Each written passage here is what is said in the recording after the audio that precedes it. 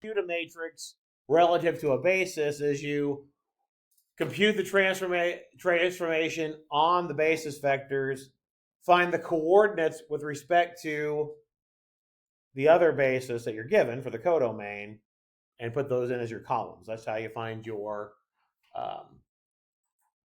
matrix relative to a basis. So in this case, I have three basis vectors, right? Those three up there. You're told that the operator is the derivative operator, so we just need to take the derivative of each of those. What is the derivative of e to the 2x? Dawn is about to come in. What's that? I said Dawn was about to come in. Oh, gotcha. That's all right. What is the derivative of e to the 2x? 2e to the 2x. Derivative of xe to the 2x.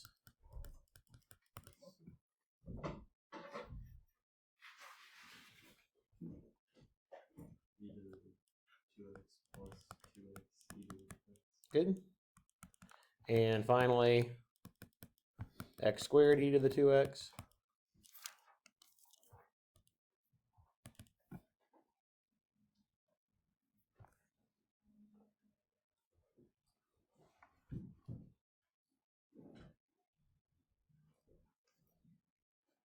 That one's 2x e to the 2x plus 2x squared e to the 2x. Okay. All right, so we computed the transformation on the basis vectors. Now we need the coordinates relative to the basis for the output space, the codomain. Well, in this case, since we have an operator, it's going from the space to itself. So I need the coordinates of each of these outputs relative to the basis we're given. What is the coordinates of 2e to the 2x relative to this basis?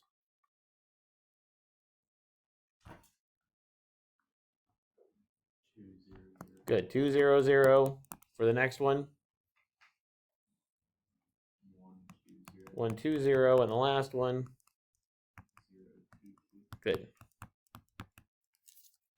It's just the coefficients that you need on each of those, right? I've got 2e to the 2x's, no xe to the 2x's, and no x squared e to the 2x's for the first one, and so on down the line. So then our transformation relative to that basis, we put those in as columns. And that gives us our matrix for the transformation. So now if we want to compute the transformation applied to that expression, that function, we're going to take this matrix, we're going to multiply it by the coordinates of the input, and that will give us the coordinates of the output. Oops, forgot here. So we'll take our matrix that we just found, and we'll multiply it by the coordinates of the input, and that gives us the coordinates of the output.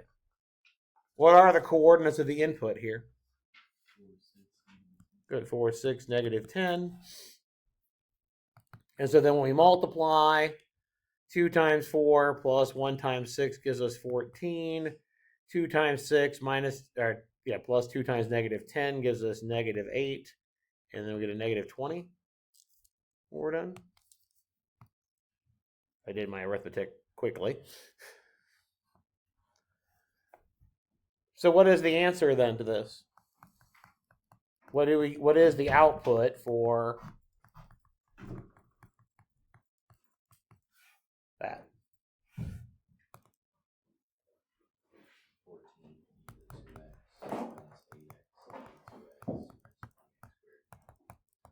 Good. And you should be able to check that really is your answer, right?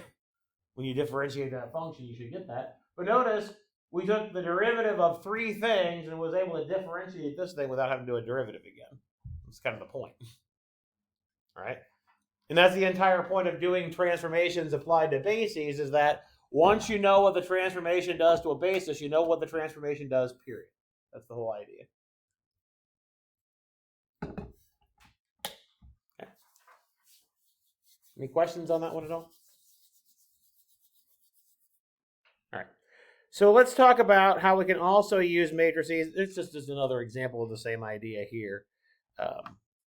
How we can use matrices to compute compositions of functions, compositions of transformations, and compositions of, inverses of transformations if they exist. Okay. So, pardon me.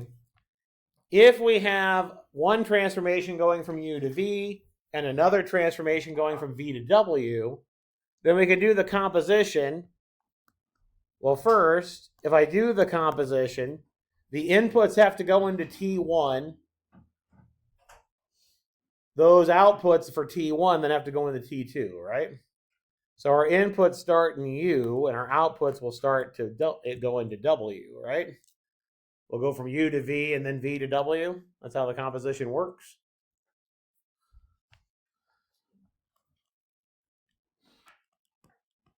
And then in general, how do you do a composition? What does a composition mean? This is not any different than any other composition you've done before. This is what? Yep, plug it into T1 and then take that output and plug it into T2, right? It's T2 of T1 of V, right?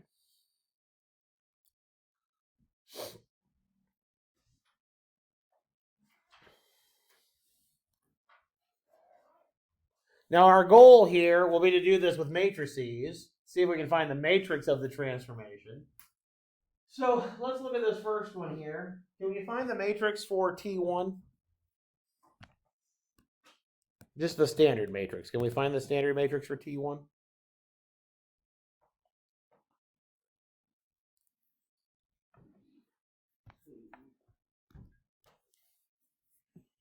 If you go across the first row,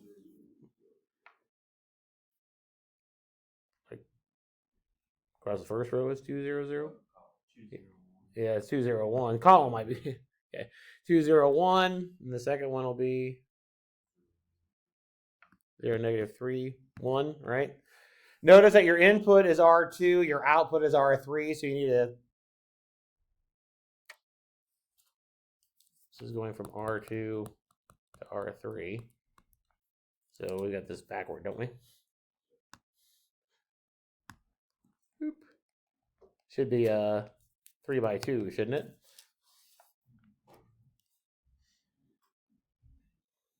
Right? Yeah. 201 down. That's the x's, and 0, -3, 1 this way.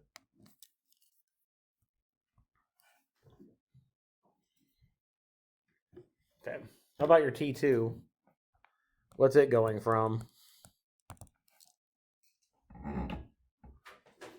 R3 to R2. So that one should be a 2 by 3. First column should be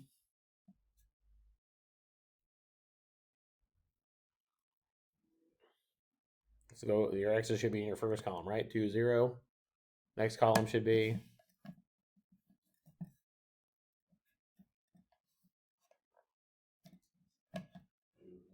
okay, and the next column should be 0, 1, right? Because remember, again, if we're doing those with multiplication, if I do an x, y, z, your first component should be not 2, so 1. Sorry, I was still thinking about the previous one. Your first column should be your first entry should be an x minus y. Your second entry should be a y plus z, right? Okay. All right. So erase that. Okay. All right. So if I were to ask you what the matrix for T2 composed with T1 should be, what do you think we should do with the matrices? Knowing how you do inputs and outputs relative to matrix multiplication now, relative to the standard matrices, what do you think we should do with the matrices to find the standard one here? Yeah, you should multiply them, right? Because if I do if you do T1 times xy, that's supposed to give you the output for T1, isn't it? What do you do with the output for T1? You make it the input for T2, right? And multiply it, okay? So when we do the standard matrix here, it should just be the matrix for T2 times the matrix for T1.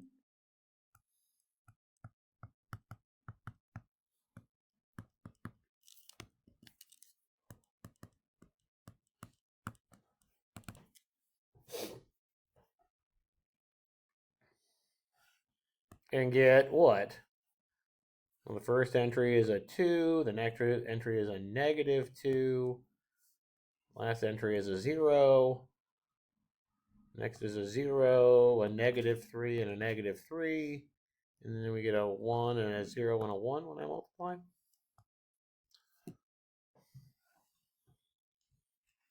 Assuming I did my arithmetic correctly, quickly. Now, how would we check this? Well, we would check it just by seeing what happens if we do the composition, right? So if I did up here T2 of T1 of xy, well, T1 of xy is 2x, -3y, and x plus y, right? That's the definition for T1. You want to take that output and put it into T2. Well, that says do... What didn't that... Something's not right. Oh, that's okay. All right. Well, you 2x be 2x plus 3y. Right? What did I do wrong? Something's not right. The next one's going to be what?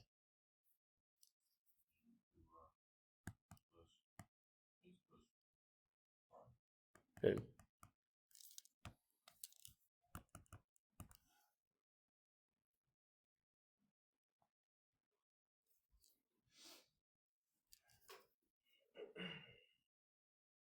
Did you flip your matrices? Did I? Well, yeah, I did flip them. I did flip them. Jeez, that was my problem. Thank you. That's very helpful. Good. I did flip them. Let's delete this. I flipped my matrices. Cut.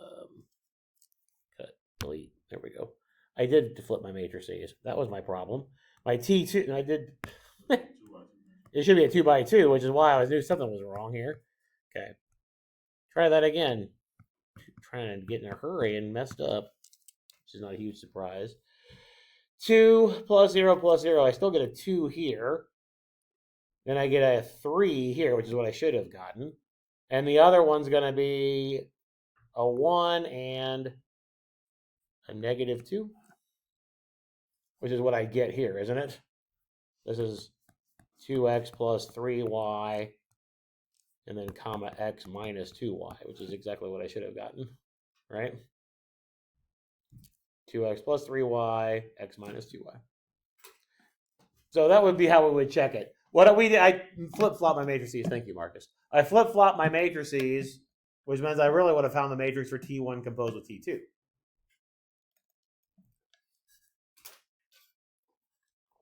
All right. Let's see if we can do the same thing for the next one. I apologize for that. Maybe we'll make a little bit more sense out of this. All right. So the first one says, do your T1 goes from 2x2 matrices to R, and you do the trace of the matrix. Trace is the sum of the diagonal entries. Go down the main diagonal and add them up. That's what trace means.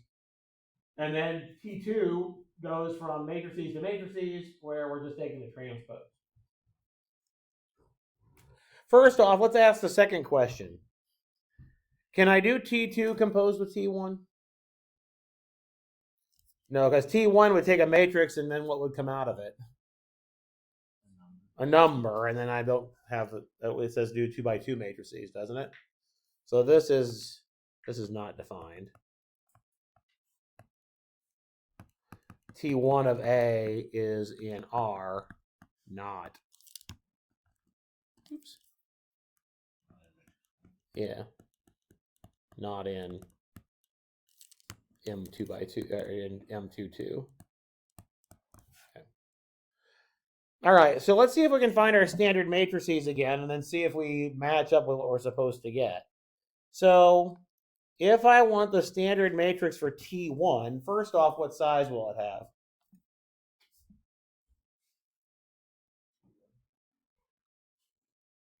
What's the dimension of M22? 4. And the dimension of R is 1, right? This will be I can generate all of R with just a 1, right? So this will be a 1x4 matrix. right? You're going to put your standard basis in for M22. Your standard basis for M22 is to put a 1 in one of the entries and 0 everywhere else, right? Okay. So if I do, let me just write it down here. 1 0 0 0 0 1 0 0 0 0 1 0 0 0 0 1. What's the trace of this first one? 1. The trace of the second one is 0. The next one, 0. And the last one, 1, right?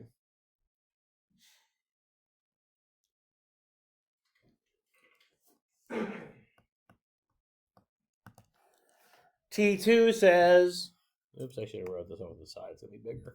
T2 says take the transpose of each of those, right? Right. Okay. What size of matrix should I get for T2? A 4x4, right?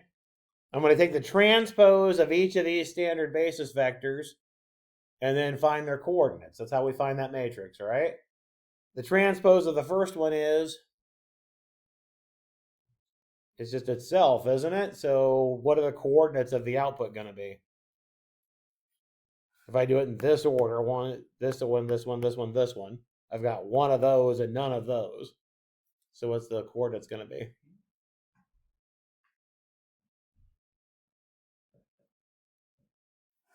So again, this is your standard basis for M22, right?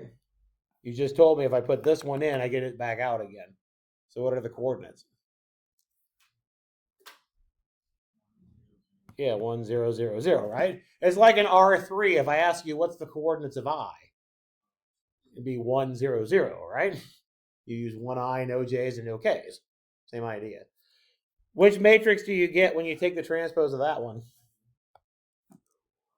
I get this one, don't I? If I take the transpose of that one, I get that one. So what are the coordinates of that output?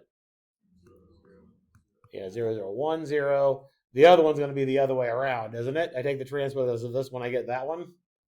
So I'd have 0 1 0 0. And the last one, I take the transpose, I get the same thing. So it's going to be 0 0 0 1, right?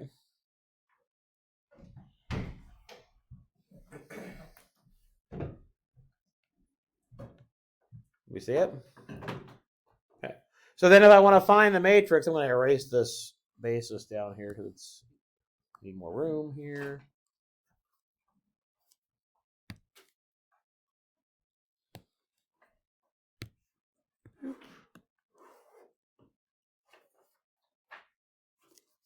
That's interesting. Delete. There we go. All right, so if I do the matrix, this one I really do want to do in the correct order. T1 composed with T2's matrix. I'll take the T1 matrix and multiply it by the T2 matrix.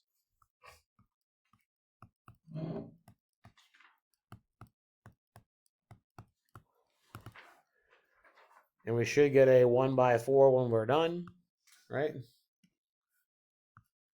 First entry will be a 1. The next two entries are going to be, so they're both going to be zeros, aren't they? And the last one will be a 1 again. When we're done. Okay. Now, does that make sense? Let's see what you do with the transformation. What does the composition tell you to do? Well, the first thing you would do in the composition is what? The transpose, and then take the trace. Does the transpose do anything to the trace? No. So you end up with what you started with, which is exactly what this is saying, isn't it? We ended up with what we started with. That's the idea. Right. In any event, the whole point of all of this discussion is the fact that to find the matrix of the composition, you multiply the matrices of each transformation. Okay. That's the whole idea. Okay. Well, if you multiply to find the composition, the matrix of the composition, what do you think you might want to do to find the matrix of an inverse function?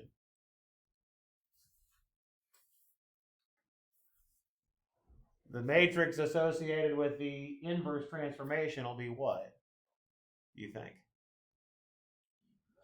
Inverse of the matrix that you for the original transformation. That's exactly right. Good. So just to recall some things, 1-to-1, of course, means that if I put the same thing in, if I got the same thing out, I must have put the same thing in. Right? That's what 1-to-1 means. How do you check if a linear transformation is 1-to-1 again? Yeah, pivot in every column, right? Good. On2 says that for every vector in W, there exists a vector in V such that T of V equals W. How do you check if a transformation is onto? Pivot in every row, right? Okay.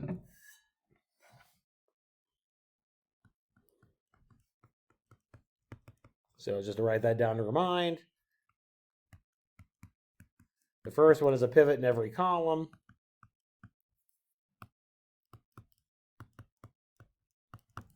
And the second one is a pivot in every row. Good.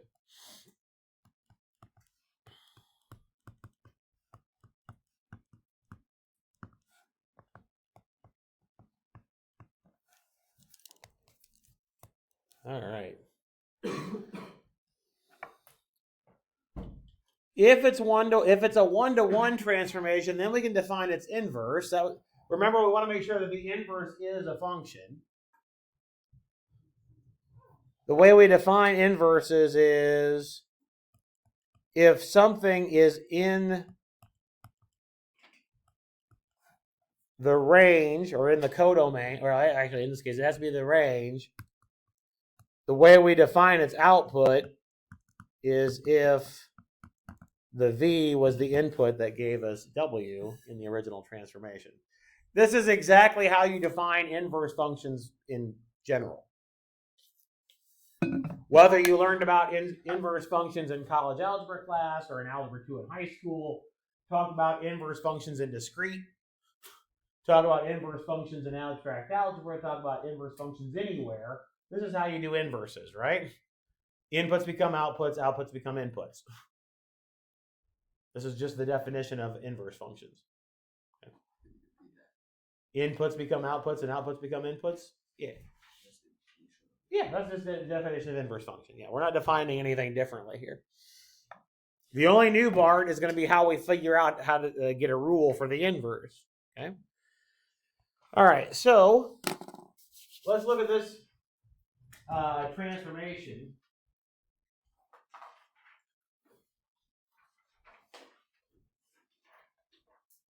If we're going to have a transformation that is an inverse, that has an inverse, it better be 1-to-1 and onto, right?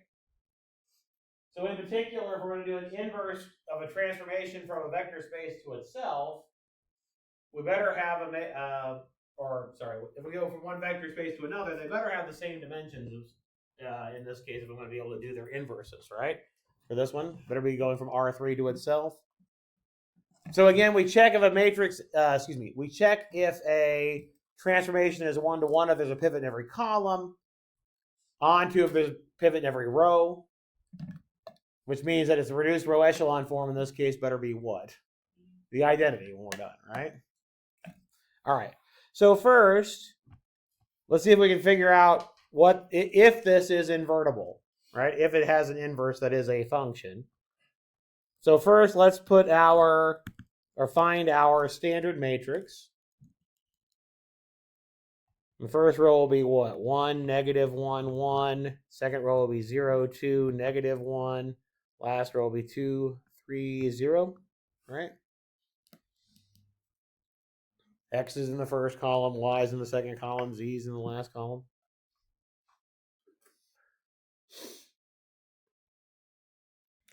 So again, why is it that we just want to find the inverse of this matrix to find the inverse function? Well, again, the whole reason why we did this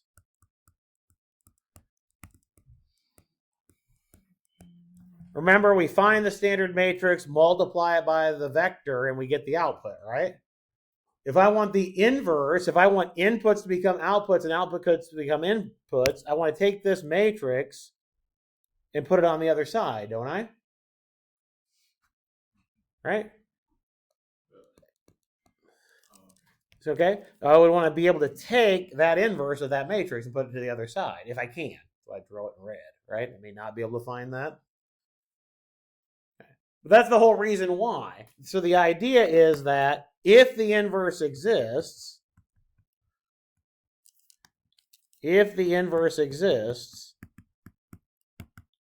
then the standard matrix for the inverse transformation is just the inverse of the standard matrix. Same concept. So this looks like a job for a calculator, because I wouldn't expect you to invert it by hand by any stretch. So somebody wants to type that in a calculator. 3, 3, negative 1, negative 2, negative 2, 1, negative 4, negative 5, 2. Cool. So then it wants us to figure out what the rule is. We should be able to write the rule now for the inverse.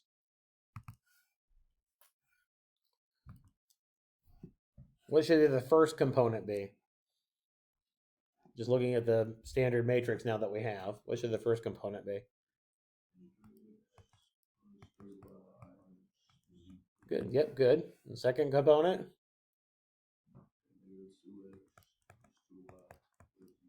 Okay.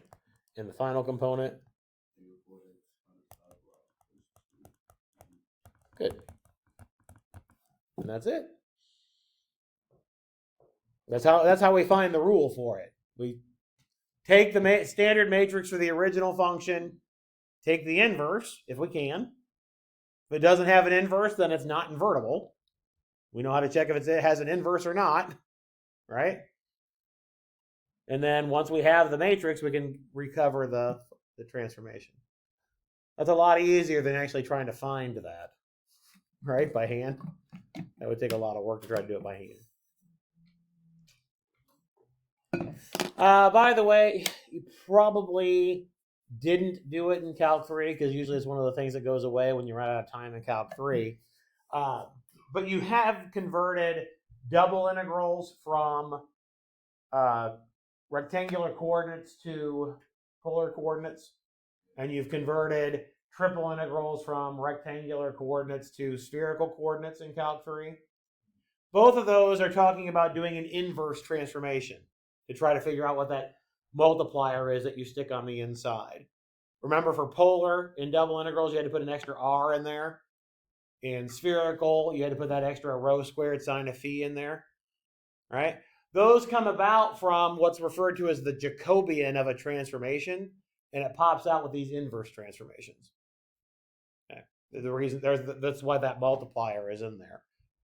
Didn't have time in Calc 3. I don't have time to do it now either, but that's one of the important things about doing inverse transformations. If you're converting from one coordinate system to another, there's probably some scale factor that affects the areas of each of your rectangles. For example, if you've ever seen projections, I'm sure you have seen projections of maps from globes to flat, right? There's going to be some multiple that stretches things out. That would be the idea of this doing those transformations. If you're trying to go from one to the other, you would need to know what those matrices are and what those multipliers are. Has applications in, say, computer graphics, for example. All right. Anyway, that's the whole idea of being able to do this, is find your standard matrix and then be able to do the inverse. So let's see if we can do this last one, and then we're going to go on to eigenvalues and eigenvectors today. Okay. I know Dayton's very excited about it. Okay. All right.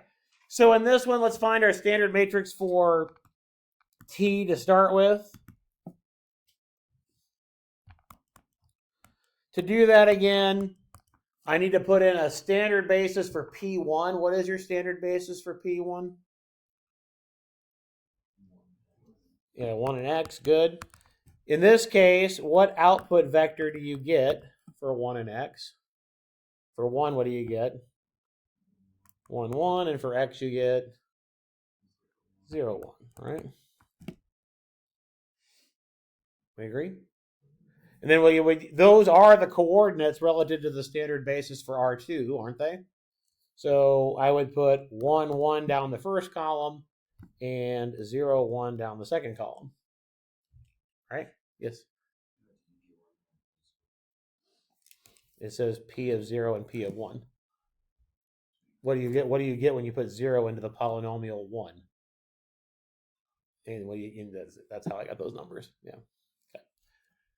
So now I need the inverse of that matrix. Right? So let's do the inverse of that matrix. Well, you can check that the inverse is that. Well, how do I know the inverse is that? So review a little bit. This is an elementary matrix, right? How did I get this matrix? I took row 1 and added to row 2 and replaced row 2. How do you undo that? I take negative row 1 and add it to row 2. That's how I knew that was the inverse. Okay. It's a nice little review for elementary matrices for the final. Tiny little review. Okay.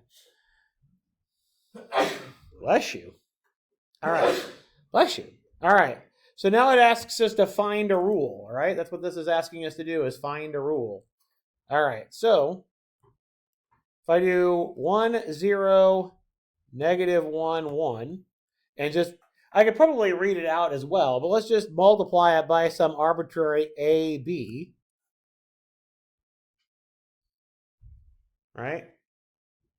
Those would be the coordinates of some point, or some vector in R2. We would end up with A here and negative A plus B here, right? Right? So we would end up with. Okay. So what does that tell me T of AB is? Well, remember, this is the coordinates for the input. This is the coordinates for the output, right? Your inverse function here goes from R2 to P1. So what polynomial does this refer to then?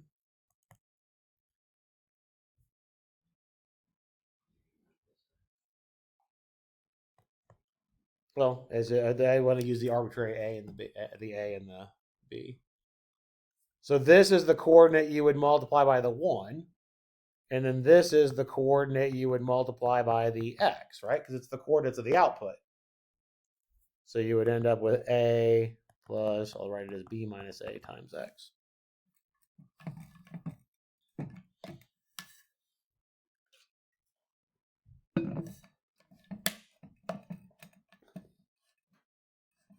What kind of an equation is that?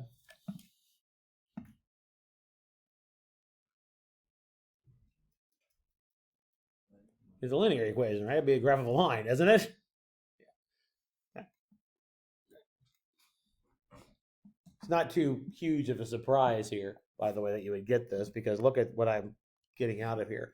I'm plugging in, I'm cutting in what I get out for 0, and I plug in what I get out for 1. This would be the y-intercept, and I'm moving over 1 unit and computing the y-coordinate. I'm basically got a slope, right? That's what this b minus a part here is, the slope. All right. Generally speaking, the whole point of this is that the inverse transformation has, if it exists, has a standard matrix that is just the inverse of the matrix of the transformation. That's the whole point of this. Okay. So why do we care? Well, it's a lot easier to do, especially for computational devices, a lot easier to do what matrix multiplication and matrix inverses than it is to try to figure out what function composition is, right? That's the whole point. All right.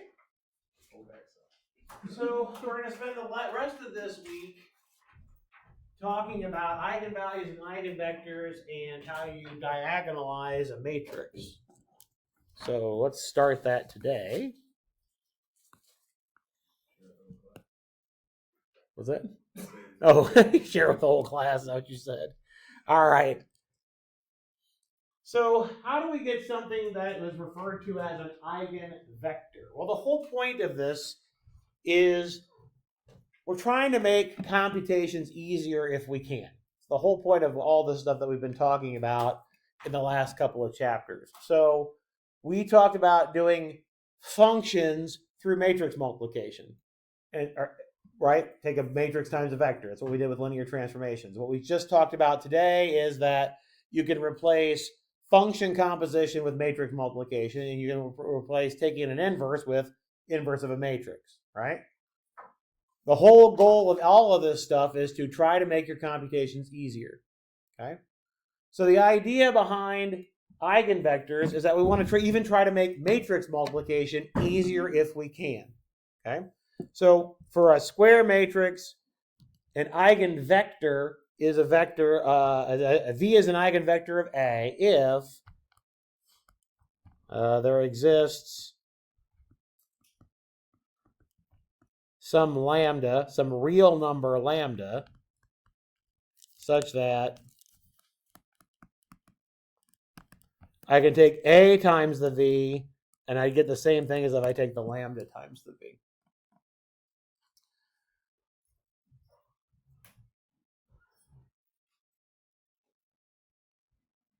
That's a lot less computationally expensive, isn't it? If I can do replace matrix multiplication with a scalar times the vector. Okay? That's why we care about these things. It's a lot easier to take a scalar times a vector than it is a matrix times a vector from a computational standpoint. Okay? So this lambda, if we can find it, if V is an eigenvector, this lambda is referred to as an eigenvalue of the matrix. Okay.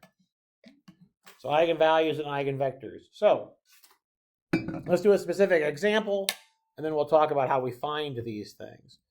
So here's my matrix, 4, 0, 1, negative 2, 1, 0, negative 2, 0, 1. I have 3 vectors. All right.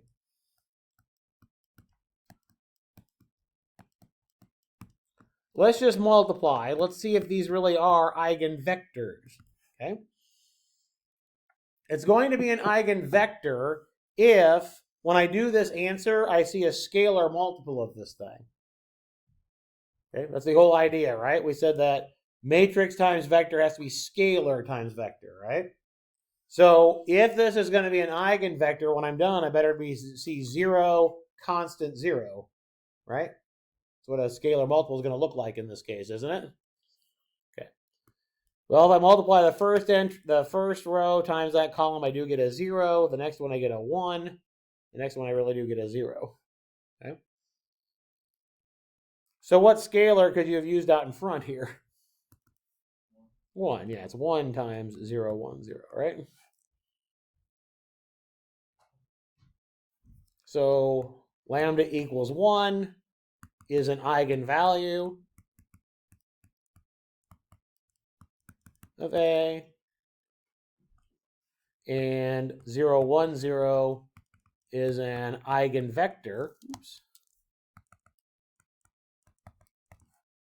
associated with lambda equal 1.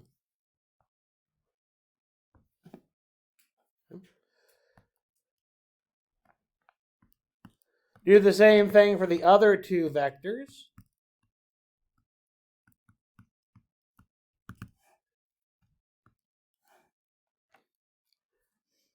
The first entry is going to be a negative 2, right? 4 times negative 1, and I get a plus of 1 times the 2, so I get a negative 2. Now, this would be a really, really bad example for me to start with if this weren't an eigenvector, right? The whole point of this is that these are eigenvectors, right? What did I multiply -1 by to get to a -2? 2, right? So what better these other two entries be based on that? 4. Better be 4, right? Right? Because again, the whole idea behind this is that I'm replacing matrix multiplication with scalar multiplication, right? So this vector we end up with better be a scalar multiple of that one. The only scalar that's going to work is 2 here, right? Let's check to see that we get that. 2 plus 2 really does give me 4 in the next row. 2 plus 2 gives me a 4 here, which is then 2 times -1, 2, 2. So lambda equals 2 is an eigenvalue of A. And the vector -1, 2, 2 is an eigenvector associated with lambda equal to 1.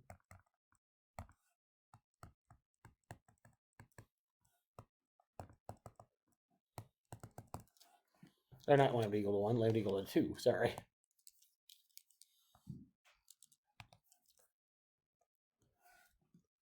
That's our lambda here, that scalar we pulled out. Okay. Last one.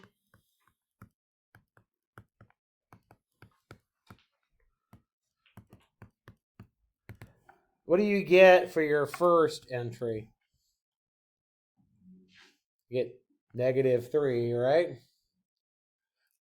So from that, what better the other two entries be? Better be 3 and 3, right? Because I multiplied -1 by 3 to give me -3. If this is going to be an eigenvector, it has to be the same multiple down all the way down each entry, right? We can check 2 plus 1 does give me 3 in the other two entries, right? So this is 3 times -1, 1, 1. So 3 is your eigenvector for the, or eigenvalue for that one. So this is how you check whether or not something is an eigenvector, right? You multiply the matrix times the vector and see if you get a scalar multiple of what you started with. It's not exceptionally helpful for actually figuring out how to find them, right? Okay. So let's concentrate on how we find them, all right? So again, the idea is that we want to be able to replace matrix multiplication with scalar multiplication. That's the whole idea. I want to be able to find non-trivial solutions to this equation. Eigenvectors need to be non-zero vectors. I could always replace matrix multiplication with scalar multiplication if my vector is 0. That's not interesting, right? My vector started out to be 0. I can multiply by whatever I want. I still get 0. Okay. So we want non-trivial solutions. This looks like something familiar we talked about earlier this semester. Okay. When we think about non-trivial solutions to things, I like to convert it to homogeneous equations, right? So let's move everything to one side. Oops. So we'll subtract the lambda x over. I'd really like to be able to factor out that x. Unfortunately, are these the same type of object? No. So I need to rewrite my x as the identity matrix times x. All right? That hasn't changed anything, has it? If I replace x with identity times x, does that change anything? Nope. But now it does allow me to factor off the x.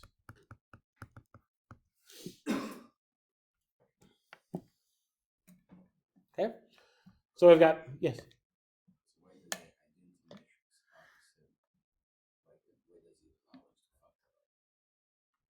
Because I just used the same size identity matrix here as I have for my A. I can use whatever I want. If I have my A times the x, if my A is n by n, my x has to be n by 1, so I can use the same size identity matrix. I want non-trivial solutions to this homogeneous system, right?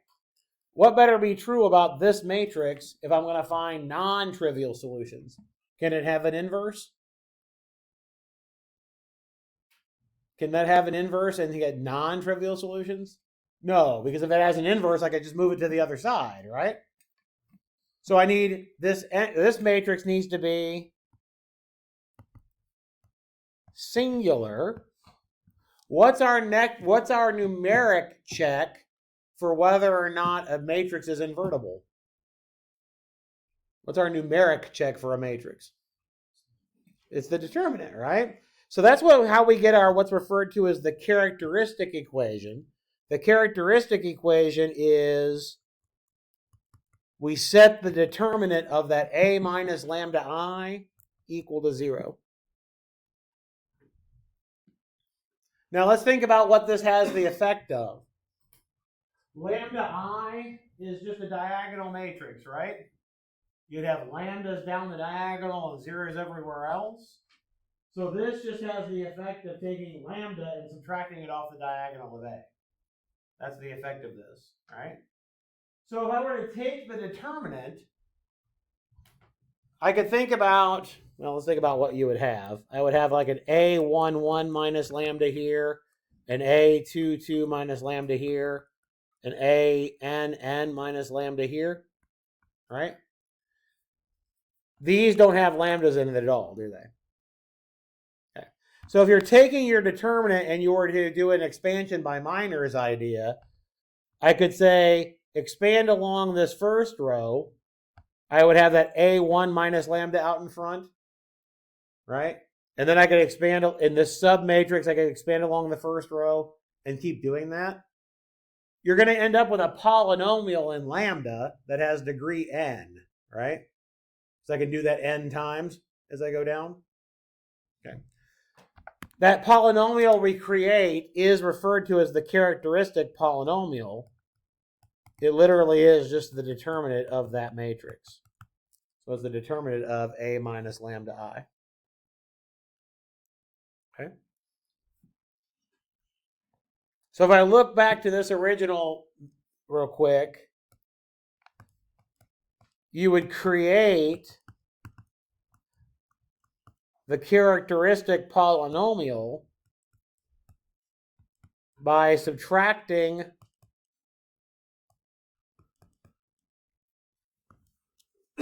lambda down the diagonal, right?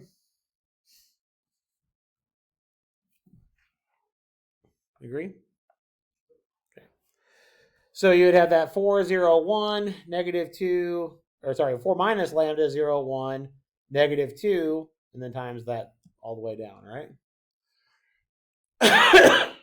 Pardon me. All right. So you could take the determinant of this by doing your expansion by minors idea again, right? Okay. So if you expanded, I know we're out of time, but if you expand along this row, you would have 4 minus lambda times the determinant of that submatrix, right? Which would just give you 1 minus lambda squared when you do that determinant. Then I also would have this coefficient here, which would be the times the determinant of this submatrix, which would be 2 times 1 minus lambda. And then you could solve that. That's the characteristic polynomial. The characteristic equation would be setting that equal to 0 and solving. What answers should you get out of that when you solve it, by the way?